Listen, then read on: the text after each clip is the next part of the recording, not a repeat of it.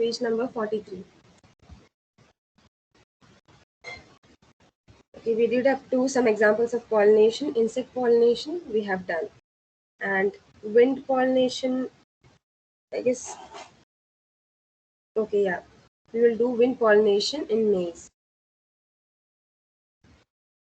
Okay, I think we have done that also. Yeah, wind pollination is also over. I'll repeat what is wind pollination in maize. So here we are considering a maize plant, and then in wind pollination, obviously the carrier is wind. So we have seen the differences between wind and insect. So in wind, you all know that this thing stigma, the female part, is very loosely attached, and the stamens, the anthers on the filament are also very loosely attached. Why? Because the wind should be able to take those anthers, that stigma. That's why they are very loosely attached. When wind blows, it will just shake the plant, and then the anthers will easily flow with the help of the wind. That's why they are loosely attached, smooth, and lightweighted. Okay, then even if there is the slightest wind, okay, not a very windy day, slightest wind can also move those anthers from the filament, and the anthers will reach the stigma apparently. Then female flowers, which is going to receive the stamen, or which is going to receive the pollens from the anther, their surface area is very large. Why? Because when an insect is doing the pollination, insect is coming and sitting on the stigma. But in case of wind, it's not like that. Wind blows, sometimes it's fast, sometimes it's very slow. So it don't have a particular point where it can come and stick. Wind just flow and blow, continuously. Continuous flow is there. So that's why the surface area of the female part should be more, so that it could catch some anthers. Okay, not all the anthers could not be collected by that stigma, because the carrier is wind. It can take some anther to other flowers, or maybe some will be fallen in the ground. So the surface area should be large so that it can collect those anthers. Then again, this thing, same thing in insect pollination flower. It was there. Male flowers mature earlier. Okay, male flowers mature earlier than the female ones, so that there are less chances for self-pollination. Then now we will discuss. Okay, we have discussed this progress check. Now let us move to the next new topic, fertilization. Yes, so what do you mean by fertilization? So basically, fertilization in simple words, we can say it is the fusion of two gametes. So here we are just elaborating that fusion of two gametes. What? Male and female. Fusion of male and female gametes is known as fertilization. You can use the word fusion or union, it's up to you. Okay, so very simple definition, male and female gamete are fusing with each other to form a zygote, right? Now in flowering plants, just I will just read this. Okay, is anyone interested in reading this?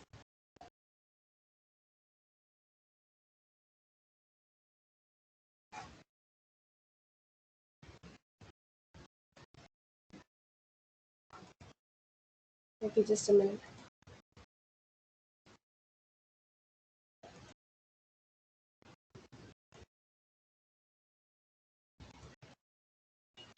Gautam?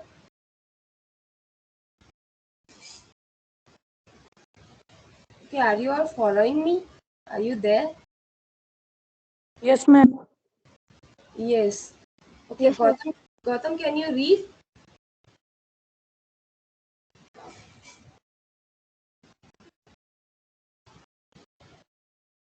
Anyone who wants to read, who is willing to read? Azim? If no, then I'll only read. Okay. Let us read this paragraph in flowering plants, then the pollen grain. Just read this and we will discuss it later. In flowering plants, the pollen grain produces two male gametes. The ovule inside the ovary produces the female gamete. Then, okay. So basically, it is written that pollen grains, that is the male gamete. It will produce two male gamete, and the ovule, the ovary which contains ovule, inside that eggs are present, they will produce female gamete. Okay, is that clear? I hope that's clear to you. Yes, ma'am. Yes. So pollen grains are the male gametes, and the ovules have, ovary have ovum inside it. Okay, ovules are there, eggs are there, so they produce the female gametes.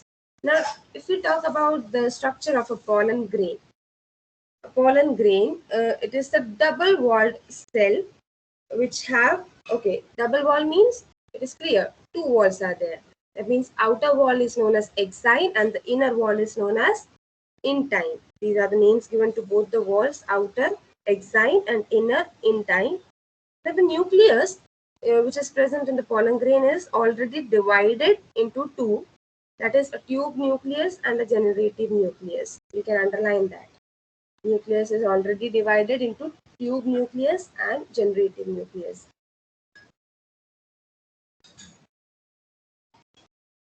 Now, when this nucleus is divided, what happens? At this point of time, the pollen grains get transferred to the stigma of the flower. Okay, that means if the pollen grains are transferring to the stigma of the flower, what is that process known? Pollination. Okay, from male part, the pollen grains are being transferred to the female part. That's pollination. So at this point of time, pollination occurs when the nucleus has been already divided into two. Okay, pollination occurs. Then pollination, when will the change occur in pollination? When this particular pollen grain will fall on the stigma of the same species. I told you the species should be same, otherwise pollination will not occur. Okay, like if the species we are taking is of hibiscus family, suppose we are taking hibiscus anthers can only pollinate hibiscus only. Okay, their species should be same. So this is the structure of a pollen grain: double wall, outer exine, inner intine, then nucleus already divided into two, tube nucleus and generative nucleus, and the pollens are transferred to the stigma at this point of time, and the process is obviously known as pollination, what we are studying right now. Then we have the ovule. Okay, the pollen grain is the male gamete. You can write it anywhere for your better convenience to study. Pollen grain is the male gamete. Now we have the ovule. The ovule is the innermost part of the ovary. Ovary you can find in male. Ovule you can write female gamete. Ovule is the innermost part of the ovary, and now ovule and ovary both give rise to something. Now what does ovule give rise to? Ovule becomes the seed, okay, and the ovary becomes the fruit. Now we require a seed, a fruit for a plant to develop, for a plant to be developed. So the ovule just becomes seed and the ovary turns into fruit. You can write it there: ovule arrow seed, ovary arrow fruit. It will be easy for you to study. Then now there could be many ovules. There could be single ovule also. There could be multiple ovules also. So the single ovules will produce single seeded fruits, whereas multiple ovules, or we can say many ovules, will produce many seeded fruits. That's obvious. Okay, if the ovules are more, that means more seeded fruit will be there. Then now ovule has protecting covering. A protecting covering is there, that is known as integuments. Underline that, integuments. Now, integuments contains a small opening which is known as micropyle. I, I, yeah, I believe that you must have seen a chana, right? Chana you eat at home. Uh, if you just go through that structure carefully, you can see a small opening on the top, right? Have you seen that opening?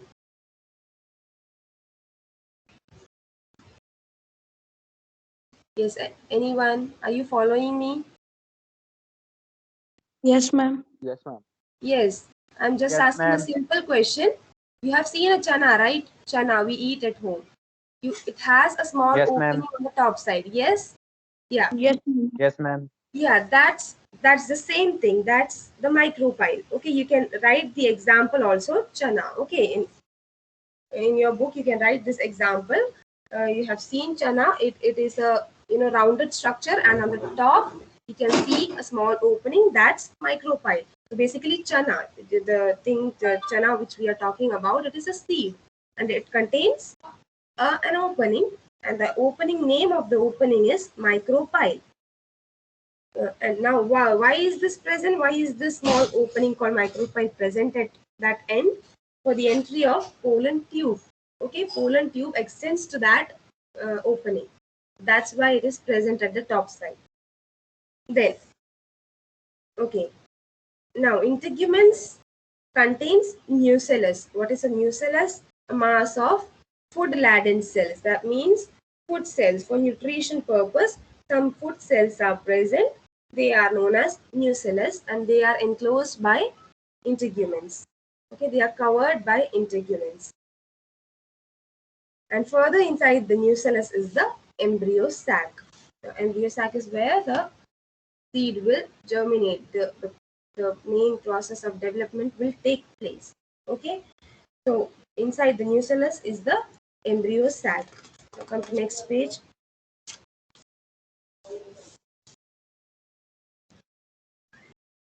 Okay, you have to underline all these small things because these are very necessary. In exam also, if it comes, you have to write each and every point carefully. So you can see embryo sac contains 7 cells. That means 3 plus 3 plus 1. Now, what is this 3 plus 3 plus 1? That is 3 cells at micropylar end, 1 egg cell and 2 synergates. So this 2 synergates and 1 egg cell and 3 cells at micropylar end. 3 cells at opposite end called antipodal cells and 1 large central cell. That is what we are talking about, 3 plus 3 plus 1. Okay, 3 cells at micropylar end, 3 cells at opposite end, and 1 large central cell. This is the sum of these 3 plus 3 plus 1. Then 3 cells at micropylar end. What are they? 1 egg cell and 2 synergates. Okay, micropylar end means where that small opening is present. Micropyle is present. At that end, 1 egg cell is present and 2 synergates are present. Synergates are the fusing gametes. Then 3 cells at opposite end. That means opposite to the micropylar end, 3 cells are present called the antipodal cells. Then 1 large central cell is present. It contains 2 nuclei which are fused together.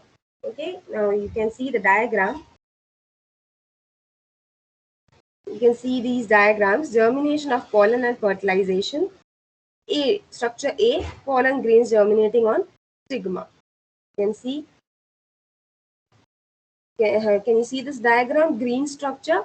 This is the just a section of stigma and ovary. So you can see a pollen grain germinating on the top, right? Now, see the labeling also. This is a very important diagram. May come in exam also. Mark it as important. Then B, germ pore. C, tube nucleus is there. Then tube nucleus grown structure is there. You can just go through these diagrams. This is just what we read. Okay, the germ pore, exine, intine. Exine is the outermost covering. Intine is the innermost covering. Then a tube nucleus is there. Generative nucleus. That means nucleus is already divided into 2. We already told nucleus is divided into 2. Tube nucleus and generative nucleus. Right. Then this the next structure, C structure, it has grown. It has grown into a pollen tube. There is a germ pore. There was a germ pore. It has grown into a pollen tube. Then again, it has grown into a longer tube with firm nuclei inside. Okay, this is the process of the growth of a pollen tube. And the last diagram, E diagram, you can see. Okay, all the labelings are there. Integuments, micropyle, that small opening is there. Okay, this is the upside down structure of a seed. Okay, we told that chana contains a small opening at the top end. This is the upside down structure. You can see this micropyle and a germinating tube extending from that micropyle. Okay, antipodal cells are there, what we read just now. Okay, opposite ends, three cells are there, they are known as antipodal cells. In the micropylar end, we have one X cell. You can see the labeling, just go through the labelings. One X cell is there and two synergids are there. You can see two synergids, which are the X cell is enclosed by these two synergids. Then one large central cell. Okay, this big cell is the large central cell. It has two nuclei which are fused together. You can see polar nuclei marked here. Then, okay, this was a description about the ovule. Nothing else. We have discussed about pollen grains, the male part, and the ovule, which is the female part. Just a minute.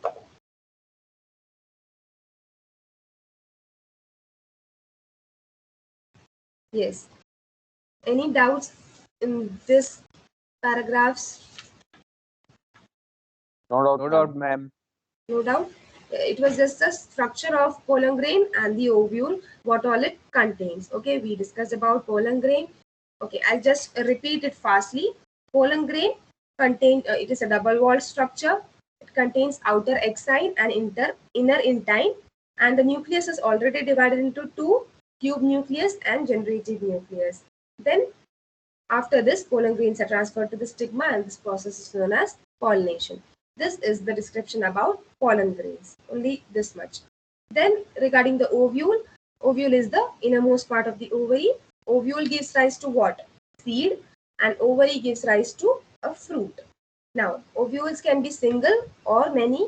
Single ovule will give single seeded fruit, and many ovules will produce many seeded fruit, obviously. Then ovule has a protective covering known as integuments, and integuments, when integuments grow, when these coverings grow and they extend, they leave a small opening. That small opening is known as micropyle. Example, we have taken chana. Okay, you can see the small opening clearly. Then, what is the purpose of that micropyle? For the entry of pollen tube. Then, integuments enclose nucellus. Nucellus is a mass of food cells, food laden cells, or we can say for nutrition, food cells are present. And further, inside the nucellus, we can find an embryo sac.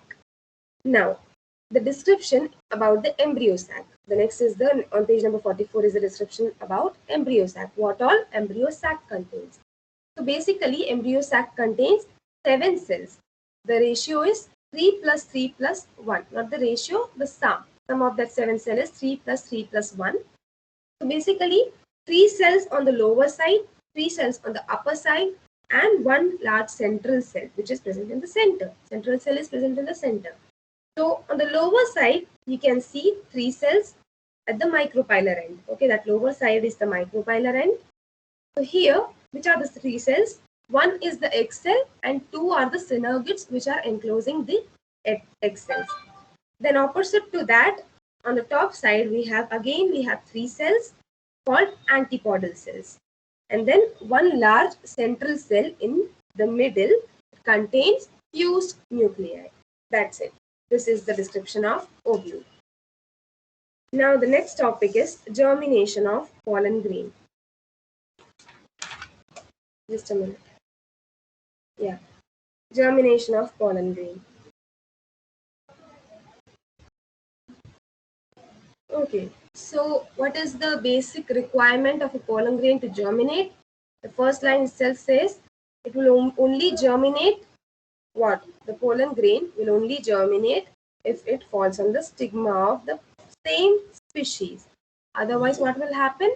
It will disintegrate. Disintegrate means the pollination will not occur further. It will just get decayed there, or it will not do any function. No activity will be done if the species is not same. But if the species is same, the pollen grains will germinate after falling on the stigma of the same species flower. Then, now we will read this paragraph. The pollen grain on falling on the stigma is stimulated to germinate due to the secretion of sugars by the stigma. Through a point in the exine, a pollen tube grows out of the pollen grain, carrying at its tip the generative nucleus and the tube nucleus. Generative nucleus divides into two sperm nuclei, that is, male gamete nuclei. Thus, in a germinating pollen grain, there are three nuclei which are not separated by cell walls. They share a common cytoplasm. Now, the process of germination is being described here. How germination takes place. Now, what initiates germination? So, you know, germination, we already read that germination will take place when these pollen grains fall on the stigma on the same species flower. Now, suppose the pollen grains have fallen on the same species flower, stigma they have fallen. Now, what will initiate this process of germination?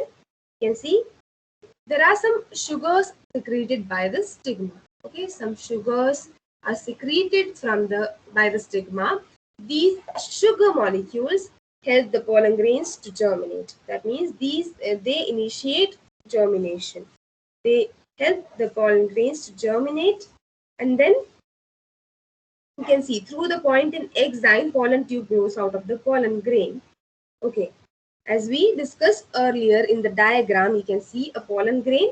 Now, from this point, from the outer point exine, this pollen grain is growing into a pollen tube, the C structure. On the same page, you can see structure B, structure C, structure D.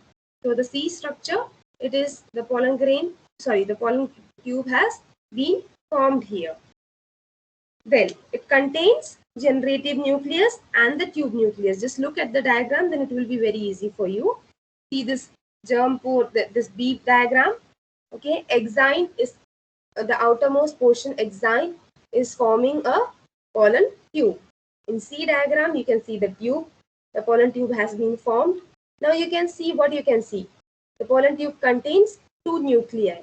Okay, two nucleus are there inside, and they are nothing but the nucleus which we study, generative nucleus and the tube nucleus. This is in second stage.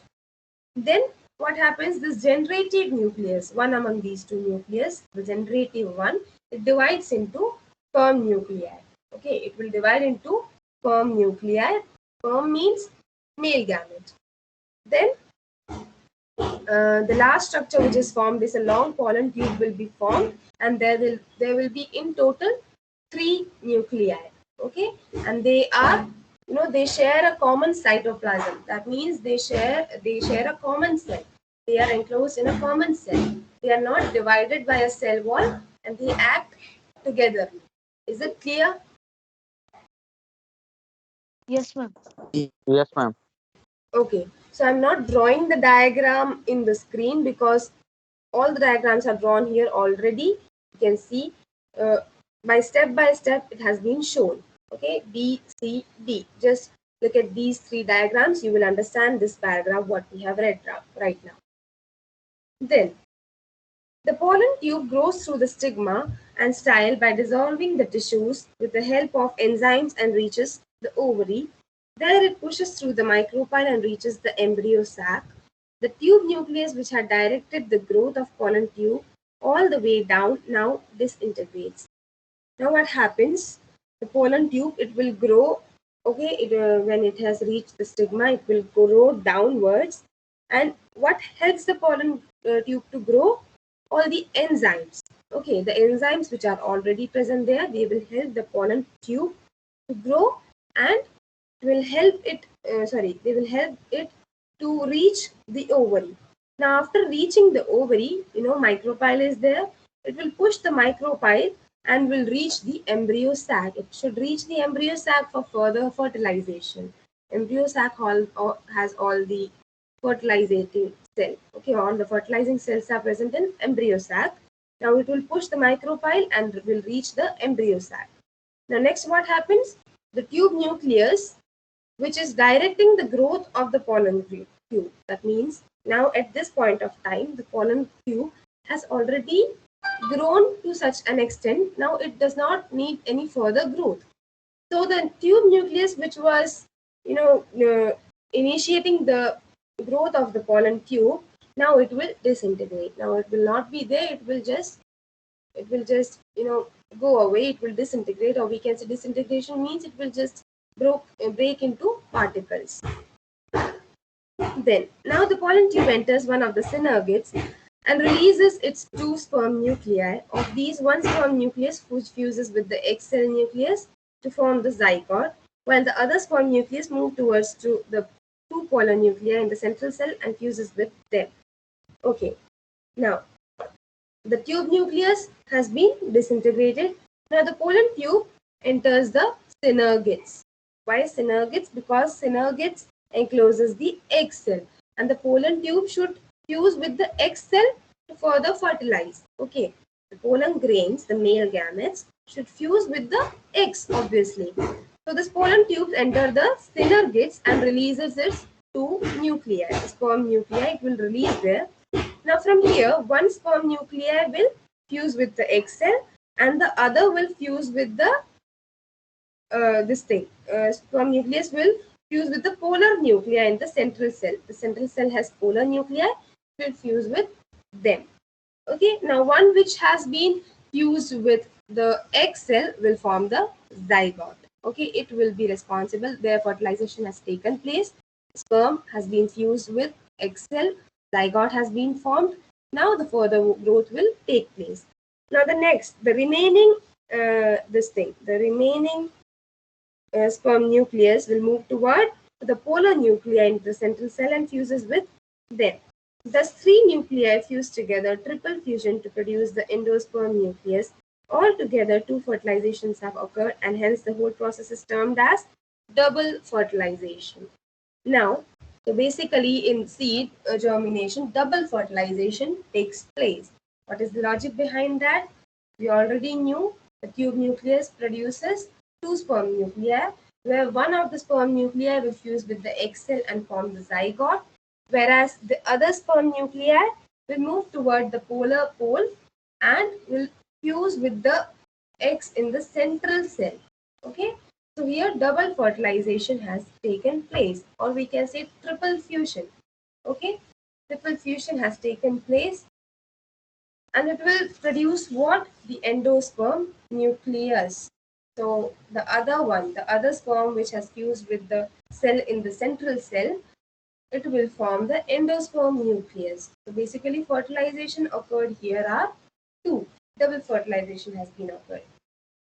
This is the whole process of germination of a pollen grain. Is it clear to you? Yes, ma'am. Okay, just a minute. होगी class? ये unmute कर रखा है क्यों? Yes, who is talking in between?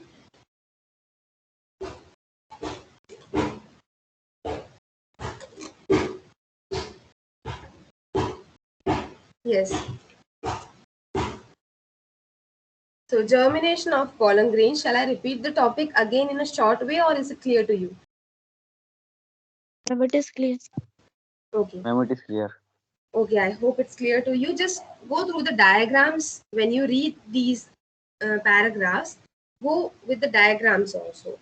That's in that way it will be easy for you to understand.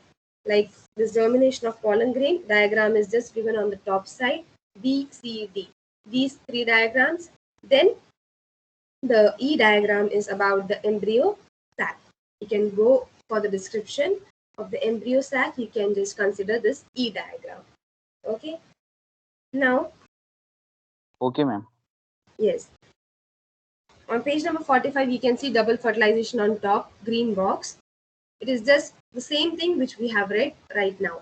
One sperm nucleus fuses with the egg cell nucleus, other sperm nucleus fuses with the two polar nuclei of the central cell. Just for your better understanding, it is given separately. Otherwise, you will get confused. That's why it's given separately. So you can just mark it as important, and when you read this paragraph, just consider these two lines. Now we have fate of floral parts after fertilization. Now fate means the further function, or we can say the destiny of the flower, what it will do, what all it will produce, what will happen later after fertilization. So first point, the petals, stamens, style and stigma wither and generally fall off. So basically, when fertilization occurs, all these the petal, stamen, style, stigma. That means the four whorls will fall off from the plant. Okay, this is the after effects of fertilization. Okay, not during fertilization, after effects of fertilization. Okay, that means the fate of fertilization, the fate of the floral parts. What will happen to the floral parts after fertilization? First point is clear. The petal, stamen, style and stigma will generally fall off. Second point, the calyx may either fall off or may remain intact in a dried and shriveled form. Apple and guava clearly show such dried sepals. In brinjal, green calyx persists and remains attached to the ripe fruit. So, calyx means the sepals. Don't get confused. Calyx are the sepals and corolla are the petals. The calyx generally may either they may fall off or they may remain there, but in some cases they are dried, in some cases they are green. Now it is given in case of apple, okay, apple and guava, they are dried. But in case of brinjal, green sepals are present and they remain attached to the fruit. Okay, it could be possibility is of both, dried also and green also. Then, or it may fall off also. Okay, then the ovary enlarges to form fruit. The ovarian wall forming the fruit wall, the ovary wall may either form a dry and hard fruit wall or a fleshy fruit wall.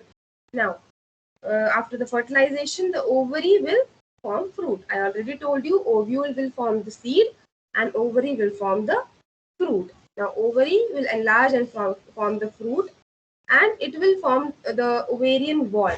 Okay, so the wall may be dry or fleshy. It depends on the kind of species.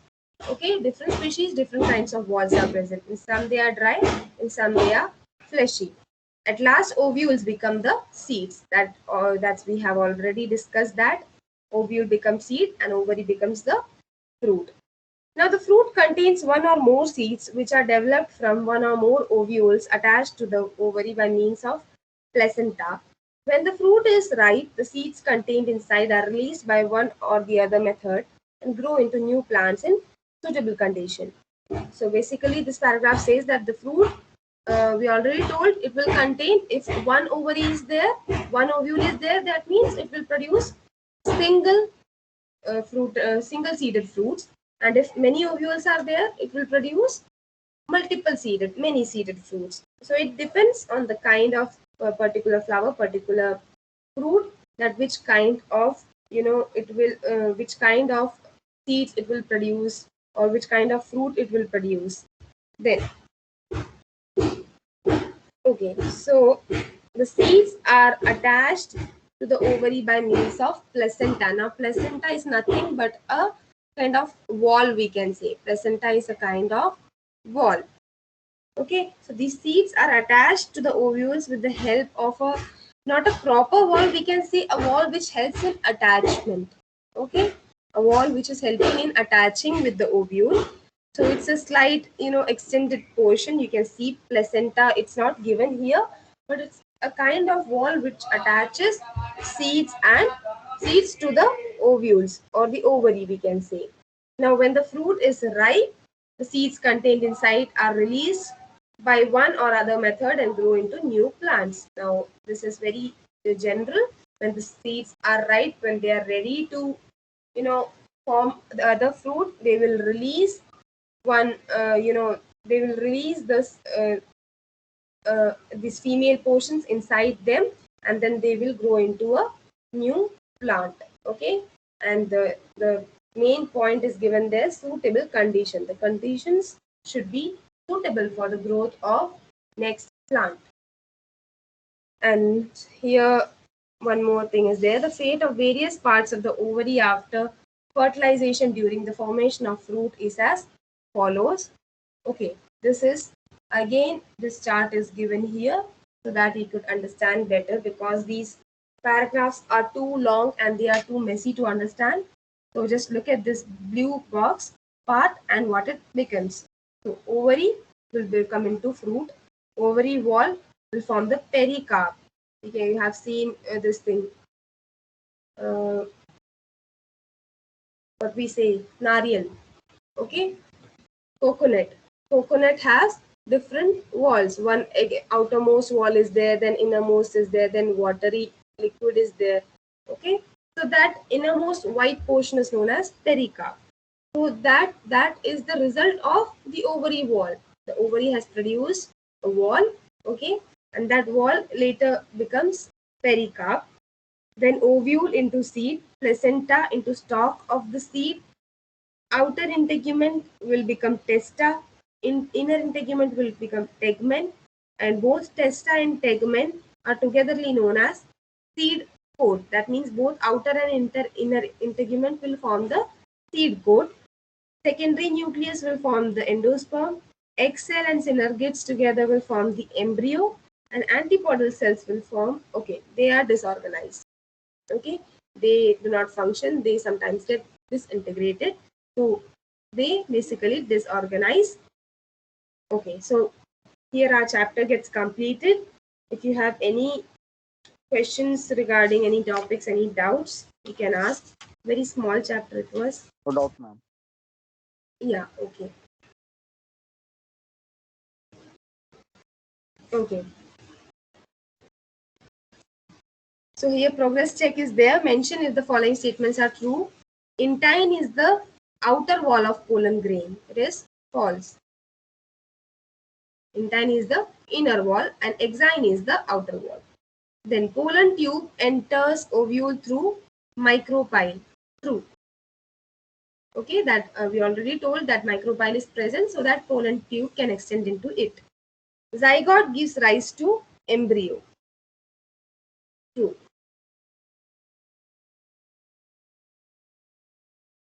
Then ovule becomes fruit. This is false. Ovules become seed and ovary becomes fruit. Dry sepals may persist in some fruits. Is it true or false? True.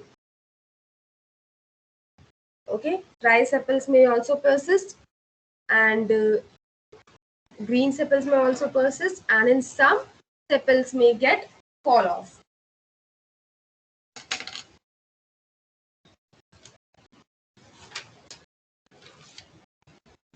Okay. So the time is over today. It's already 8:08. I will request you to just go through these question answers. We will discuss it in the next class. But if you can do, just try the multiple choice questions. These are very simple, very short answer type. Then match the following, fill in the blanks, name the parts, and give a one word term for the following. These you can get from the book itself. These are very simple answers.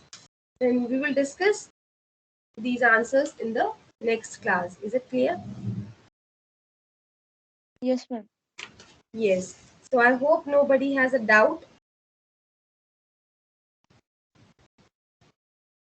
No doubt, ma'am. Okay, then we will stop the class here. Okay, if no doubt, you can leave the class. Thank you, ma'am. Okay, okay, bye everyone.